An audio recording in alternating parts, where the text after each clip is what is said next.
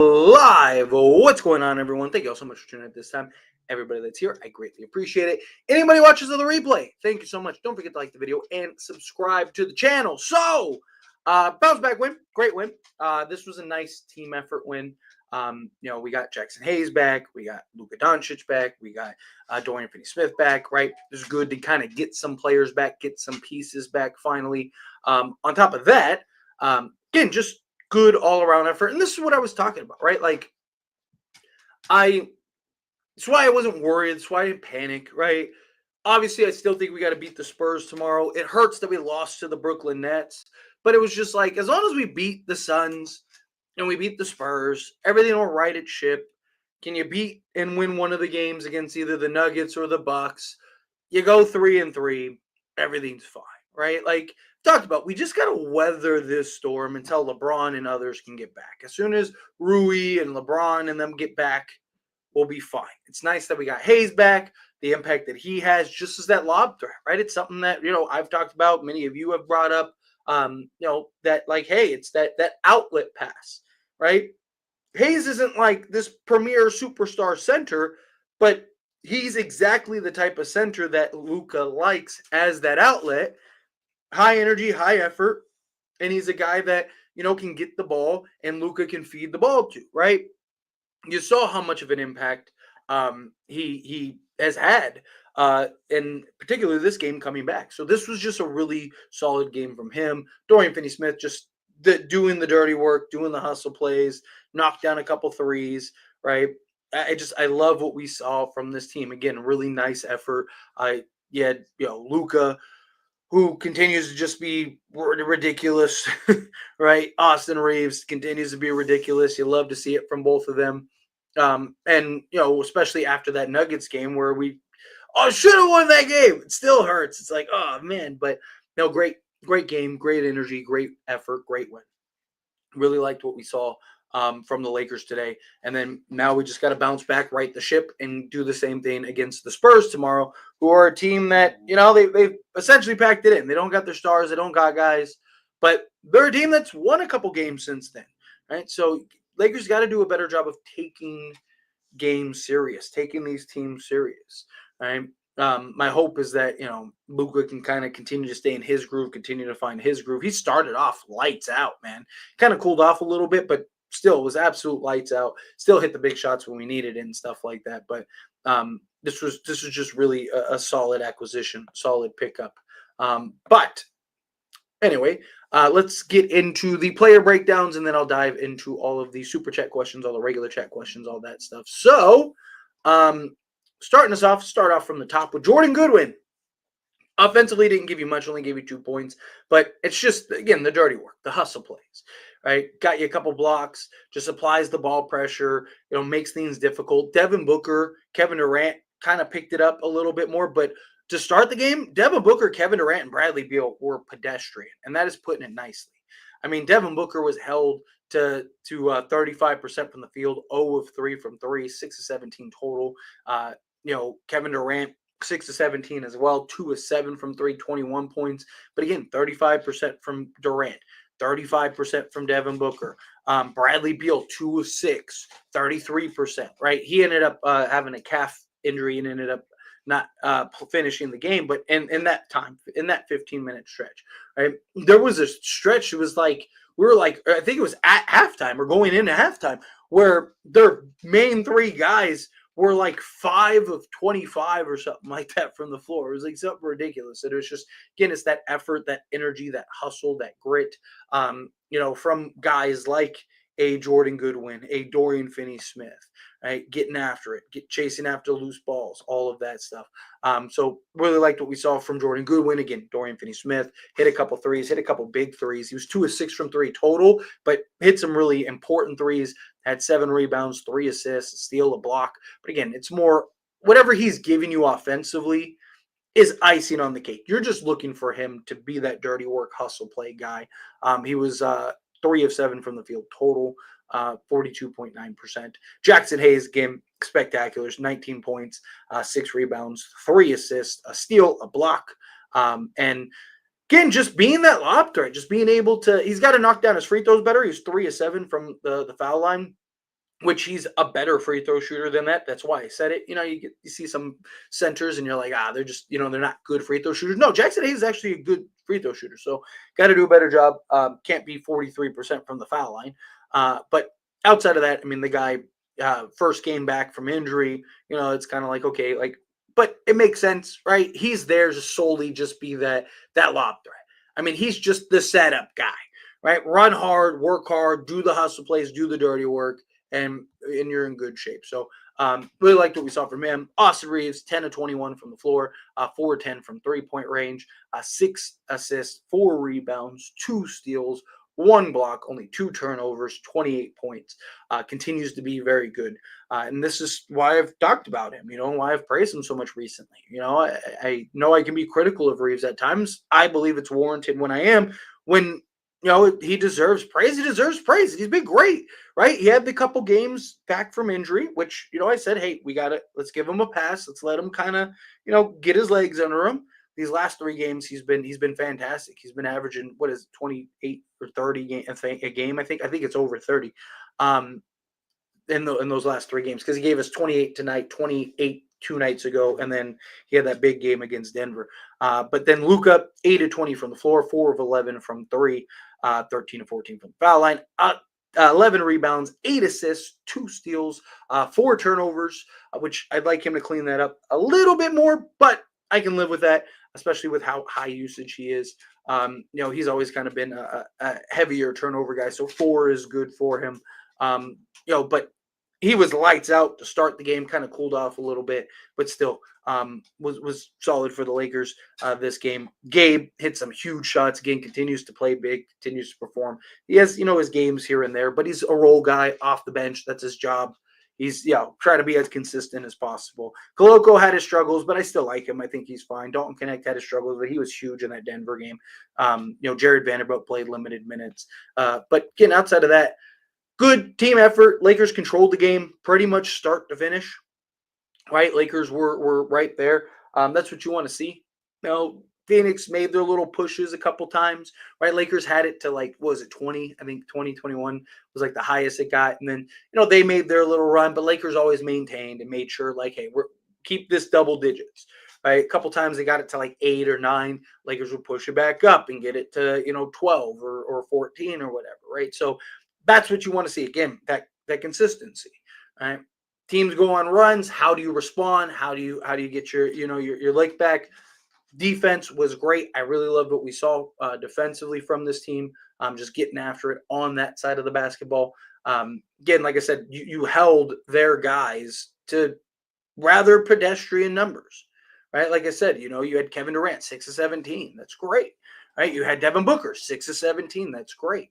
Right, yeah, they got 40 collectively, but 1, that's below their averages, and 2, they did it on 17 shots. Right, Booker got 19 points on 17 shots. Kevin Durant got 21 points on 17 shots. Usually, if he's getting 17 shots, they're giving you, a 30 piece. So great effort, great just overall play from both sides. Really loved it. But anyway, let's get into all of the regular chat questions, all the super chat questions, all of that stuff. Real quick, hit that like button for me. Hit that subscribe button for me. And let's get into it. So, starting us off, that looked a little more like the team that won 8 straight. What an impact Jack's made. Yes, because again, it just gives you that floor runner, gives you that rim pressure, gives you that high energy effort guy in the middle, and gives you a true 7-footer, right? For what he's had to kind of jump into, he's been fantastic, right? The dude has been everything you could ask for and then some. I still, as your starting center on a championship contender, still a little iffy on it, but what he provides, it's just you don't have anyone else that gives you that on a consistent basis, right? And he's a guy that's starting to get more and more comfortable in that role. And I'm excited to see these last, what do we have, 16 games, right? I'm excited to see these last 16 games and how he kind of continues to grow and get more comfortable in that role and just continue to build that chemistry with Luka. Some big things there. I'm so glad that I've defended Austin Reeves from all the critics and trade talks. I mean, look, you have been a very, you've been a very Reeves defender for sure. like I said, I mean, I think a lot of it was warranted, right? Early on. You had a year and a quarter sample size of him just being very inconsistent, right? You can't say he's looked like this all season because he hasn't, right? He's been really good these last like 20, 25 games. He's had a couple games here and there, which is fine. That's never been my problem. It's just like the which Reeves is going to show up tonight. Like this Reeves is a Reeves that you can comfortably be like, okay, he's going to go get you, 20, right? On a bad night, he's going to give you 15, right? Like there's nights where Reeves is just, you don't know what Reeves you're getting tonight, right? He's been much more aggressive, much more physical. Now, again, he's had his games and moments here and there, but for the most part, he's been much more consistent on a nightly basis. And that was my only complaint. Literally, look at all the times that I ever complained about Austin Reeves. It was his lack of consistency. It wasn't his talent. It wasn't anything else. It was just like the guy isn't consistent. Well, he's been consistent, so I've praised him and I've talked about his consistency. If he maintains it, beautiful. When we have a center, we win. Yes, that does help a ton. Crazy how much better we look with an actual center who can dunk. Great win, yeah. Because you have all that pressure, and you saw the pressure, right? There were several times where where the Luka or Reeves would have the ball at the top and start to like make their move, and the defense would immediately collapse because they're worried about the lob. And that would just get a wide open kick out to like a Dorian Finney-Smith or a Gabe Vincent or one of these guys. It opens up more for the Lakers, which is nice. The Brooklyn loss does hurt. Agreed, 100%. Suns having the Lakers Westbrook experience with Beal, yeah, 100%. It was just a bad move. It's just a bad move. The problem is it's even worse because they can't get rid of Beal, right? Lakers, they were able to get rid of Westbrook because he was an expiring. Beal still has a couple more years and no trade clause and all kinds of other stuff. How much will Jackson Hayes make whenever his new contract is due? He's definitely getting paid. He's not going to get like crazy money because look, before Luka got there, right? Like the guy was pedestrian, right? Teams are going to understand and teams are going to know, like, okay, you need a true playmaker. Like he would make a ton of sense on a team like Detroit, like with Cade Cunningham. Like you need guys like that, like guys that are going to make him look good. Right? I still don't think he's a starting level center. He'll probably make 10 million, probably 8 to 10 million, which is 4 to 5 times what he would have made otherwise. Luka's definitely going to get him paid. And there's already reports that Jackson Hayes is going to have suitors and stuff like that in the offseason. But he'll probably get a good 10 million, somewhere in that range, 8 to 10 million. Probably my guess. He's not going to get like 15, 20. He's not going to get like insane money. He could average 20 and 10 the rest of the way, and he still won't get that kind of money. Because again, he's averaging like 10 points a game just on Luka, right? Like just because of Luka. What's going on, Daniel? Which trade is worse, the Beal or Westbrook trade? The Bradley Beal trade for sure. Beal cost more money. It basically ruined any chance that they had of a championship. I mean, you could argue Westbrook did the same thing, but Lakers were able to make the trade, make the move. The Suns are still stuck with Bradley Beal. He has no trade clause, right? It didn't make sense.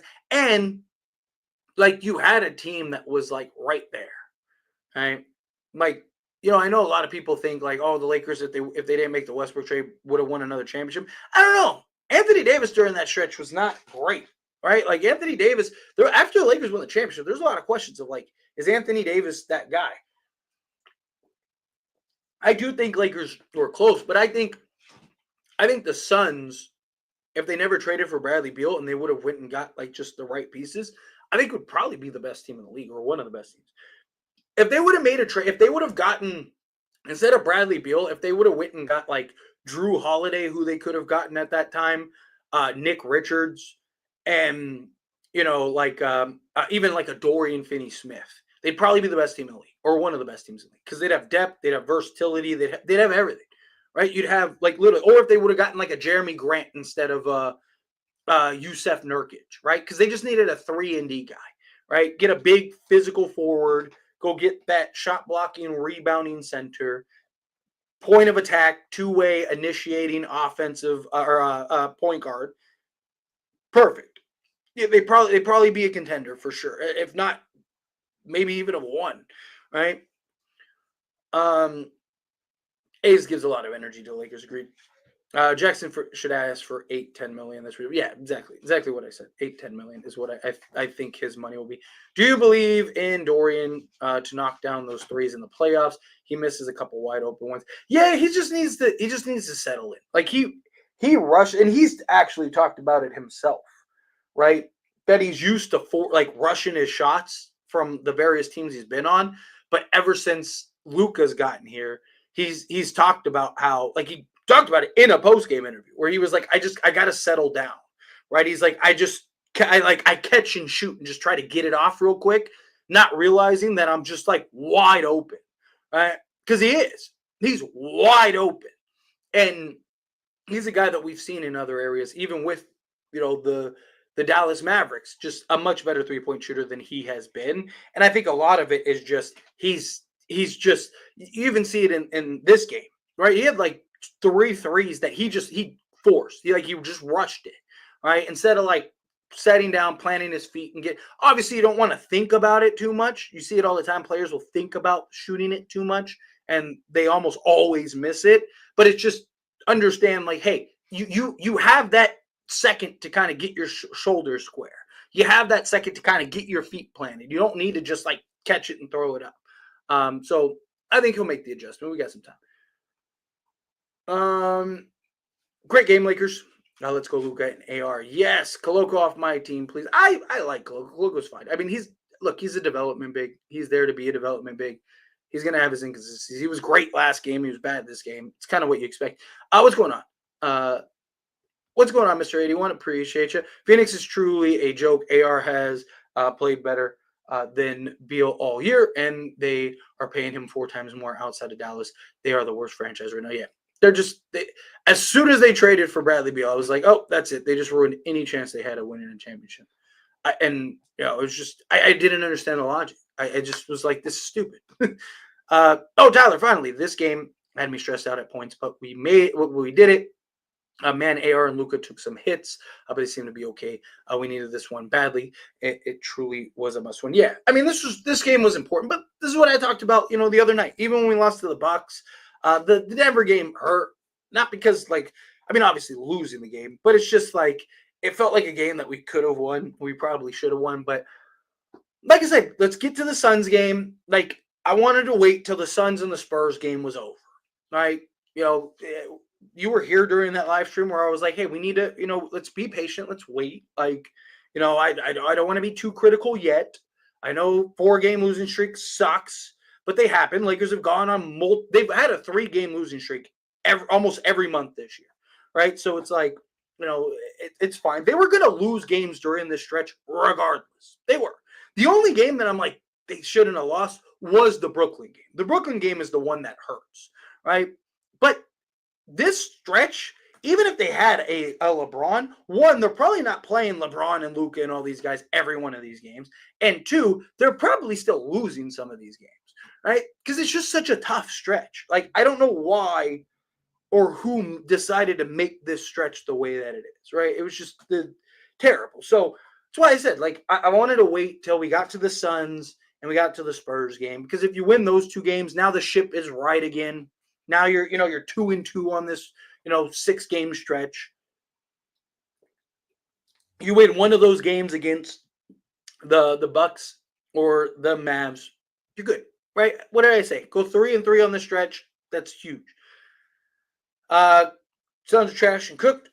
And how did you predict this when they traded for Bradley Beal? Because it made no sense, right? Look, we have seen time and time again, basketball is more, as Laker fans, we've seen it on numerous occasions, right? Basketball is more than just names on the back of the jersey. You have to have pieces that fit. The last thing the Phoenix Suns needed was a worse version of Devin Booker. Like, that's the last thing they needed. A smaller, worse version of Devin Booker. And the problem was, like, Bradley Beal, Kevin Durant, and Devin Booker are literally, they want to do the same thing. They're the same player, just at different scales.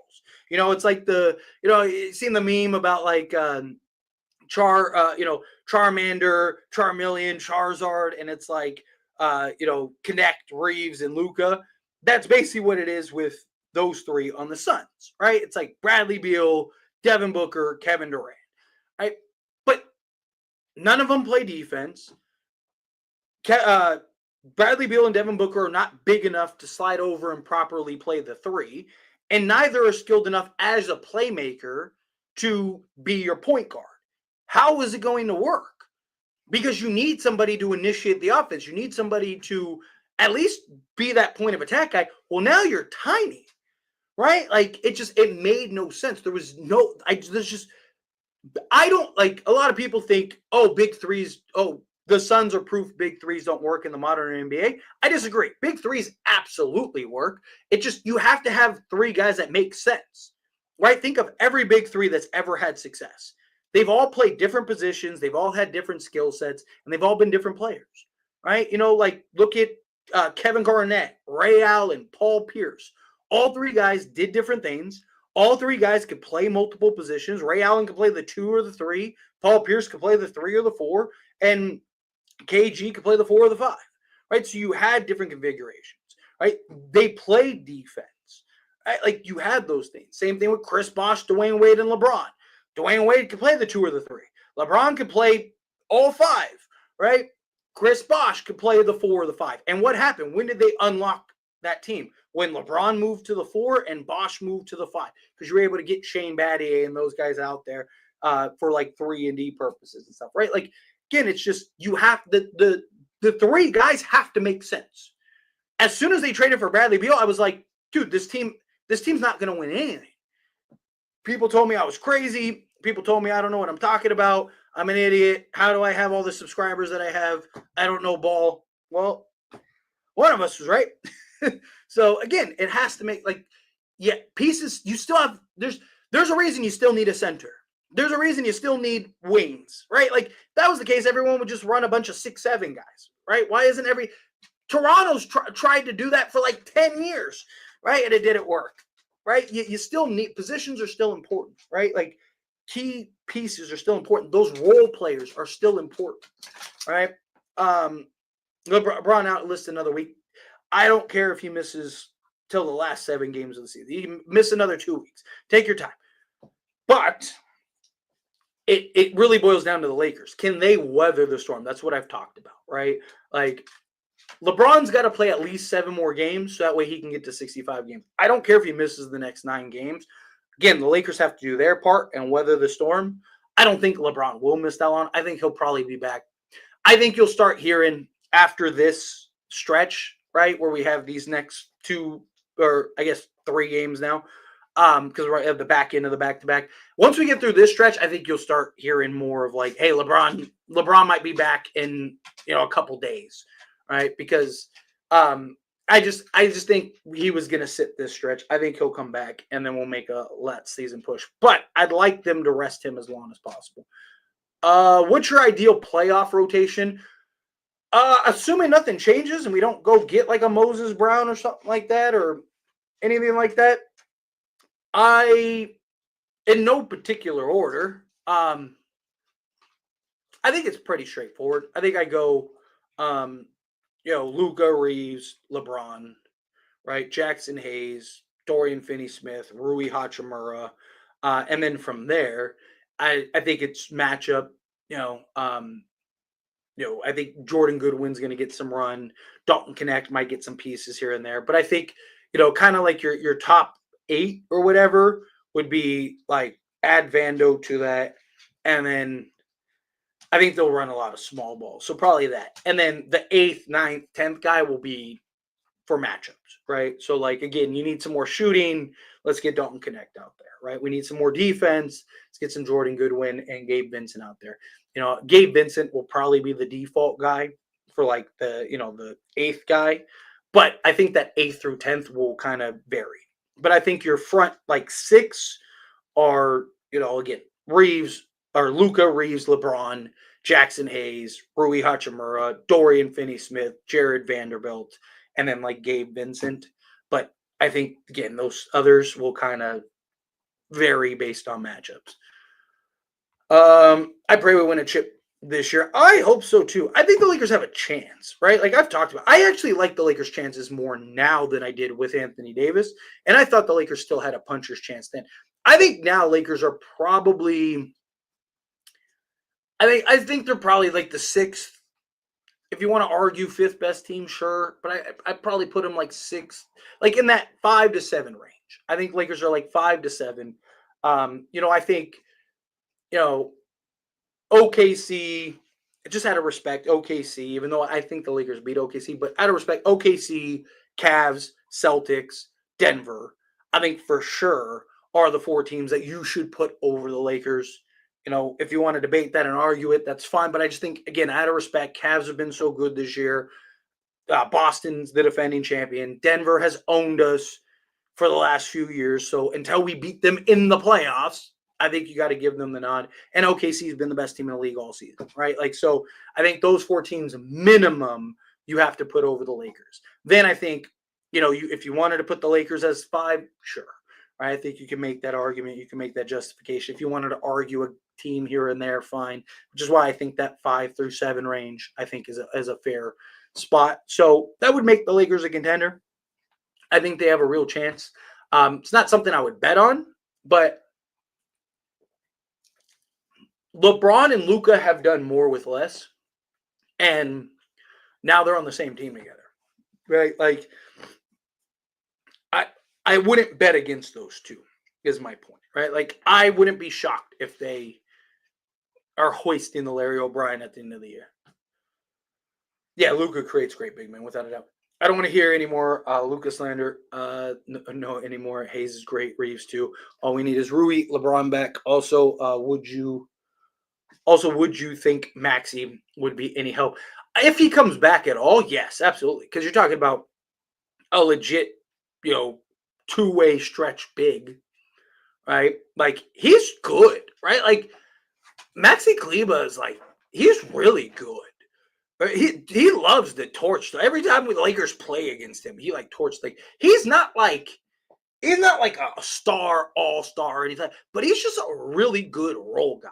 He rebounds, he defends, he can block shots, he stretches the floor, he hits the 3-ball, he has chemistry with Luka. I think he would feast playing alongside LeBron, Reeves, and Luka.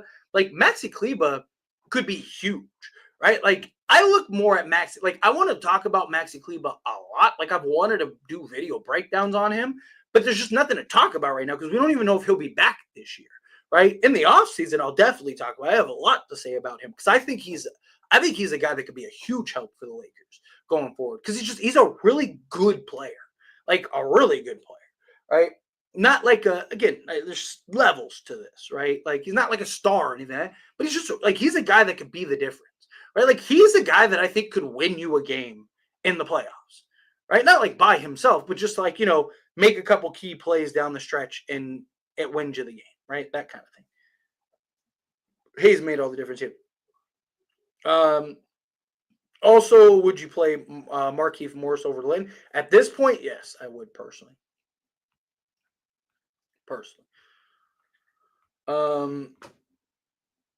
Let's see.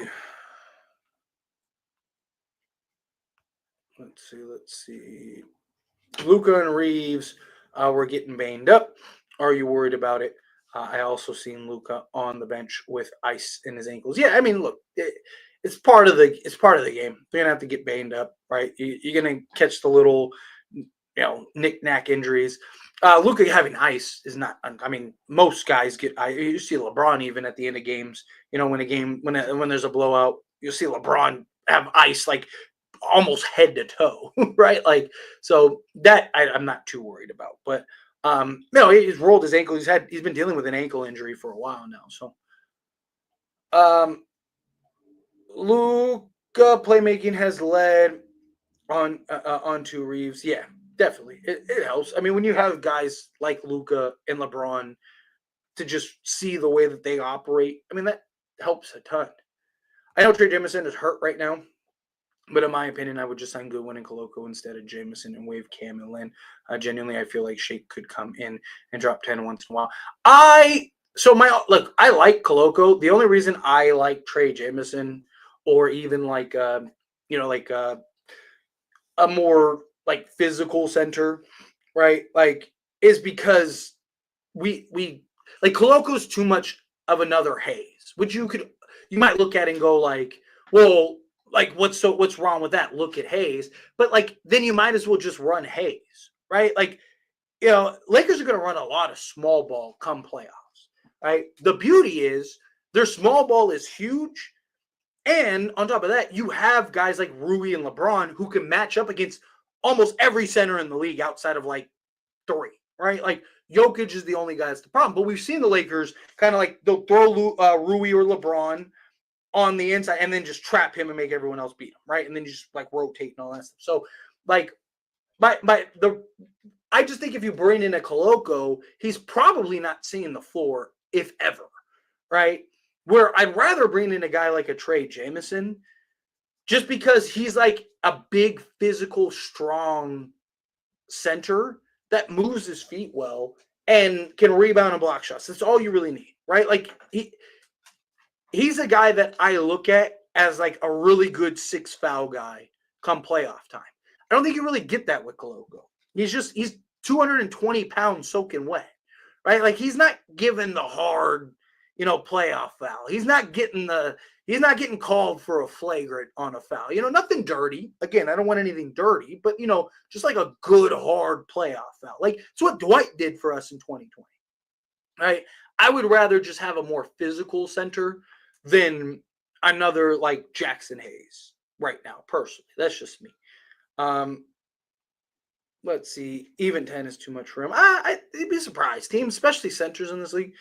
Cutting Wood was a mistake. I feel like he could have helped the team out as a backup center. Problem is, he might not even play this year, right? I mean, he's still, as far as we know, still isn't back from injury, right? He hasn't been training or working out to try to like make a return to a team, right? And he's playoff eligible. He was waived before the deadline, so he could go to a team right now and make and be in the playoffs, right? Like, so that's why they waived him, because he's probably not going to play this year. They can bring him back next year if they wanted to. When is Rui and LeBron coming back? No exact return date yet. Hopefully sooner rather than later. Luka has turned into lively. Yeah, I can see that a little bit. It's just that big lob threat. Our center depth would be Hayes, Kleba, and Coloco and Morris. I'm honestly really high on Kleba if he would come back before the season ends. Yeah, like I said, I like Kleba. Again, my only problem with Coloco is just he's another Jackson Hayes, right? Kleba gives you that stretch big. Hayes gives you that floor running big. And then I think bringing in a guy like a Jamison, right, would give you that just physical center big. Like look at like the 2020 roster, right? You had like Anthony Davis is like the skilled center. You had Dwight Howard is just the big physical, give you 6 fouls type center guy. Obviously, he was more than that for the Lakers, but the idea, right, for now. And then you had JaVale McGee as like the Jackson Hayes type guy, right? Like that's kind of what I would like to replicate, where like our skilled centers are through the small ball action, and then if Kleba's healthy, his ability to stretch the floor. And then you'd have like Hayes as your floor runner, and then you have like a Jamison or a Brown or something like that to just be that shot blocker and that big physical guy. Let's see. Yeah, it's true. Like it all like in full circle happened. What's the plan for Connect? How do we get him involved? Seems to thrive when he's featured and has touches. That's the problem. Is he's not going to get that, which is why I wasn't against trading him, and I'm still not against trading him in the offseason. Like I love Connect for like what he can do, and he's a guy that can just go get you 30 on any random night. Problem is, he's just not going to get those opportunities. I've talked about it, and people tend to get upset when I talk about it, but it's true, right? Like, as long as Connect is on the Lakers, he's more likely than not never going to be anything more than a catch and shoot 3 guy. He's just not. That doesn't mean he can't do more than that. He's just not going to get that opportunity. He's on it. LeBron's probably playing another 2-3 years now that Luka's there, right? And then, we're going to see what they do with Austin Reeves, right? Like there's going to be 3 or 4 guys regularly before Dalton Connect. So he's never just going to get the opportunity to just be on ball, have all that. Like, that's why I'm not against him being traded and going elsewhere, because I think it'd be best for him in his career. I think you could find just like a catch and shoot three guy, right? Like, I think Connect, I believe Connect is more than that, but I just don't think Dalton Connect is going to get that opportunity, right? We've seen what he does and what he can do when guys are out and he needs to step up. He can go get you 20 plus on a night, right? I just don't think he's going to get that opportunity regularly on a team like the Lakers. Yeah, KD should leave, go to Miami. I think he should go to the Spurs. I think, like, because they could use an upgrade at the three, and he'd be perfect. Like, you have De'Aaron Fox, Kevin Durant, Victor Wembanyama. Go get a legit, like, sizable either center or forward, and they could be competing for championships. I mean, like a De'Aaron Fox, Stephon Castle, Kevin Durant. I'm not huge on like Jeremy Sohan, but let's just say Jeremy or Harrison Barnes even. Like Harrison Barnes and Wemby, depending on how good Wemby is next year and how well De'Aaron Fox and Wemby fit, like they might be a contender. Let's see. Any news on Rui? Nothing yet that I've seen. Nothing like confirmed. So hopefully sooner rather than later. Tyler, hope the move went well. Hopefully we can get healthy soon, especially for Rui. Yes, first off, Joseph, yes, the move went very well. Secondly, I did a whole video breaking down the move on another channel. But I'll post the link here in a minute. But yeah, like I again, you don't want to rush guys back. As much as we all would love to have Rui and LeBron and these guys back, like I'd rather them take their time, get healthy, get right, and then return than otherwise, right? Like personally, I don't want to see them. I don't want to see the Lakers, especially like LeBron and Rui, and how important and impactful they are. I don't want to see them rush back because they feel like, oh, we're in trouble. I need to make sure I get back, right? Like take their time, let them come back. But also, I just posted a link. Click that link when you get a chance, most likely after this live stream.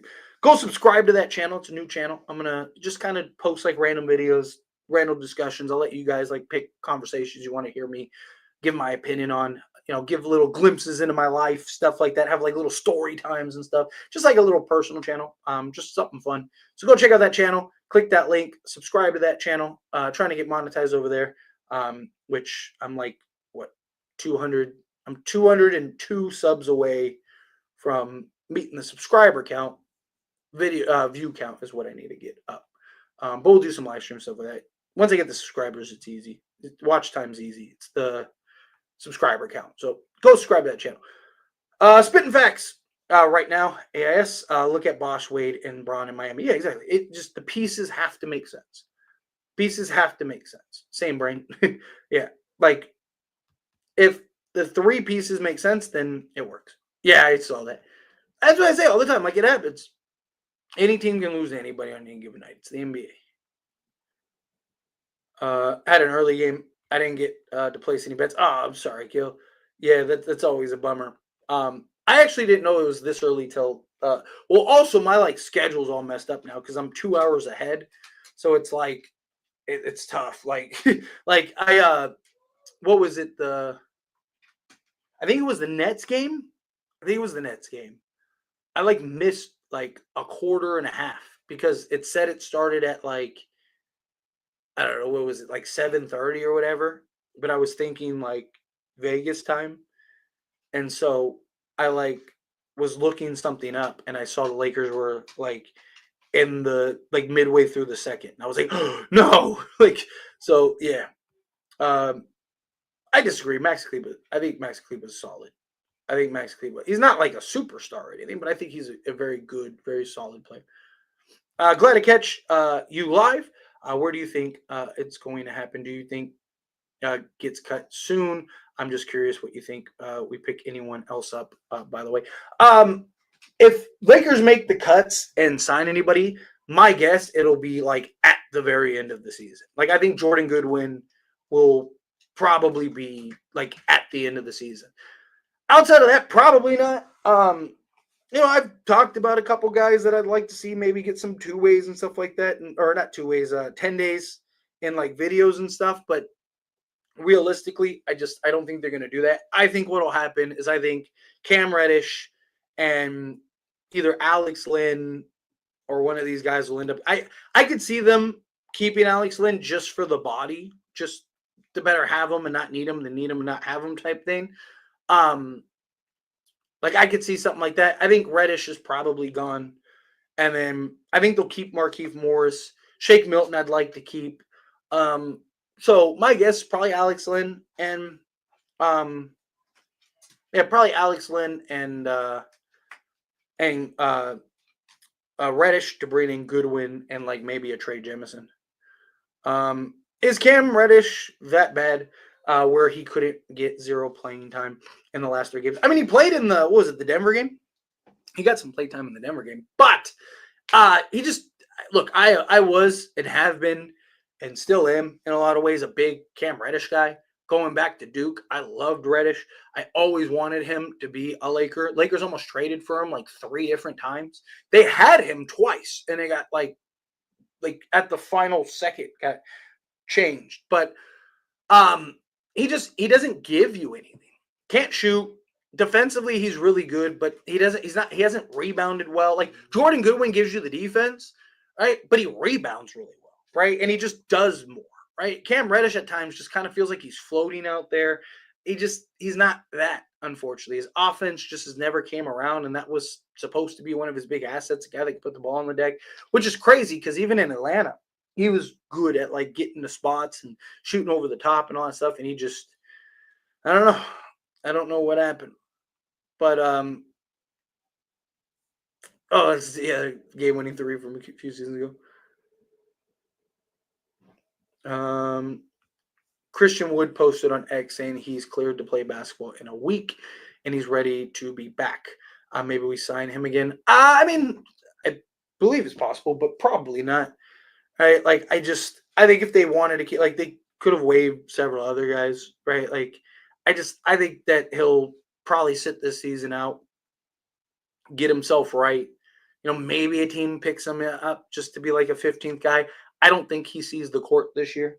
Personally, I think teams will let him kind of get himself right and then see what he does next year. Let's see. Now, looking at it, we should now have waived Wood for Linya. I mean, hindsight is always 2020. In the moment, it made sense. What do you think about Maxi Kleber being a backup stretch 5? Look at AR Braun, Dorian Finney-Smith, Jackson, Rui, Gabe, Fando, Goodwin, Connect, Kleber. Yeah, if Maxi Kleber is healthy, 100%. Right? I think he's very good. I think he's a guy that could make some noise. I don't think Jamison is like a savior or anything. Like anytime I talk about Jamison, I'm not talking about you, but I'm just saying like in general. Like anytime I talk about Trey Jamison, people are like, "You think he's the savior?" Like no, like like I don't think he's like this star that changes the Lakers' fate or anything like that. But I think he's a good physical, strong interior presence. He's 6'11", 270, and we've seen that guy just like people try to move him, and he's just like glued to the floor. Like I just like him as like a 6 foul guy. Off topic, who had a better career in a Toronto jersey, Vince Carter or DeMar DeRozan? I mean, it depends on what you want to look at. I mean, if you're going like, because neither really accomplished much there. DeMar DeRozan was like better, you could argue, and had a better stint with Toronto. Vince Carter was more flashy, more high flyer, more profile, but he was like him going to the Nets was where he like really was like, oh man, he really kind of became like the like, oh man, this guy might win a chip type Vince Carter.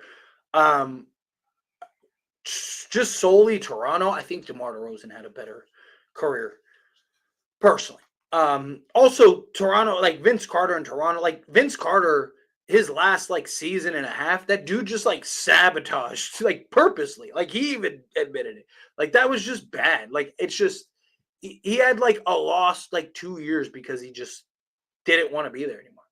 The hat is back. Lakers are back. Love it. Appreciate it. Um, just became the 800 sub. Thank you, Lebronto. I appreciate that. Thank you so much. Seriously. Now I should be 200 away. Keep subscribing. Follow Lebronto's footprint.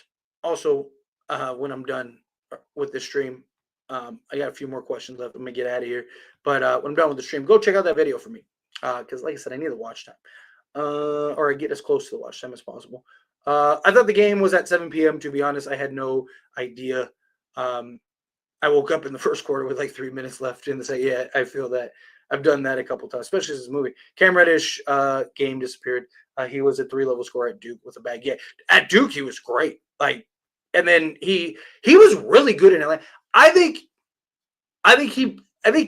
Cam Reddish is a great example of a product of his environment, right? Because he went to Atlanta and was really good, and they were on the right path, and then they just like they just went and got like a bunch of guys that played his position, right? Like, and basically phased Cam Reddish out, and then they just kept wanting. I mean, they did the same thing to John Collins, right? Like, I think Cam Reddish was another guy. Like, same thing with John Collins. I think John Collins was a guy that was just a product of his environment, right? Like, he just went to the wrong place. Because John Collins, even more than Cam Reddish, he was like a 20-10 guy every year and was like one of their most efficient, like one of their best players in like legit two-way. Like, every metric was like, this guy has like all-star potential. And Atlanta was like, he's trash. We want to get rid of him. And it's like, he's your best player every year. Like, what are you talking about? And I just feel like a lot of that the same way. He's in Atlanta, has a great season, follows that up with another great season. Then they just add like a bunch of guys that clear him out. And then he ends up getting traded to the Knicks, right? Tibbs didn't want him. Literally was like, do not trade for this guy. They trade for him anyway. That same, like literally a week later, they tried to trade him to the Lakers, right? That deal falls through. And then, you know, Tibbs like tries to like play him in spots, try to figure it out. Then he ends up going to Portland. Then he ends up going to the Lakers. Like, it's just, he was just like, I just think he's a guy that just was, again, a product of his environment, right? Me too. Since Reeves will have his bag next season, how about letting him go and keeping Connect because he's cheap and we have a higher ceiling in Connect? You gotta, Connect's like a year younger than Reeves.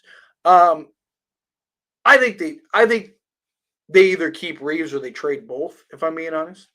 I really do. I think it really comes down to like how much does Reeves command in the market and what kind of deals can they get for Reeves. But I think if they can, they'll keep Reeves. They really like Reeves. How about that? Yeah. Great win. But anyway, I got to the end of the chat. So I'm going to skate on out of here, everyone. Thank you all so much for hanging out with me. Everyone that tuned in, I really appreciate it. Make sure you hit that like button, hit that subscribe button on the way out. Like I said, click the link. Go subscribe to my new channel. Go check out that video for me. You people are beautiful, and I will see you all tomorrow. See you guys tomorrow for the Spurs.